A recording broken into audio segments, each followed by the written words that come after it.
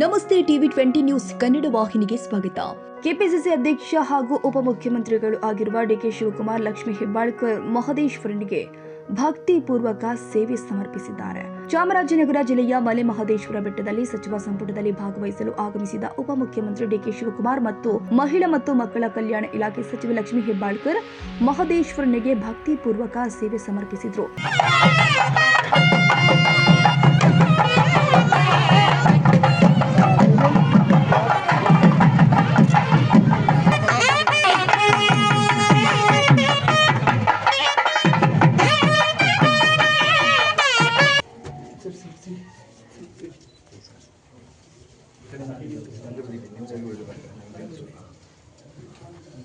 ಮಹದೇಶ್ವರ ಬೆಟ್ಟಕ್ಕೆ ಬುಧವಾರ ಸಂಜೆ ಆಗಮಿಸಿದ ಉಪಮುಖ್ಯಮಂತ್ರಿ ಡಿಕೆ ಶಿವಕುಮಾರ್ ಮತ್ತು ಸಚಿವ ಲಕ್ಷ್ಮೀ ಹೆಬ್ಬಾಳ್ಕರ್ ಗುರುವಾರ ಬೆಳಗ್ಗೆ ಮಹದೇಶ್ವರನಿಗೆ ಸೇವೆ ಅರ್ಪಿಸಿ ಪ್ರಾರ್ಥನೆ ಸಲ್ಲಿಸಿದರು.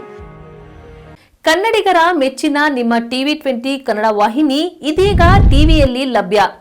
ಕರ್ನಾಟಕ ಮತ್ತು ದೇಶ ವಿದೇಶದ 360 ಡಿಗ್ರಿ ಸುದ್ದಿ ವಿವರವನ್ನ ಪಡೆಯುವುದಕ್ಕೆ ಟಿವಿ 20 ವಾಹಿನಿಯನ್ನು ಲೈಕ್ ಮಾಡಿ, ವಿಡಿಯೋಗಳನ್ನು ಶೇರ್ ಮಾಡಿ, ಕಮೆಂಟ್ ಮಾಡಿ, ಸಬ್ಸ್ಕ್ರೈಬ್ ಮಾಡಿ.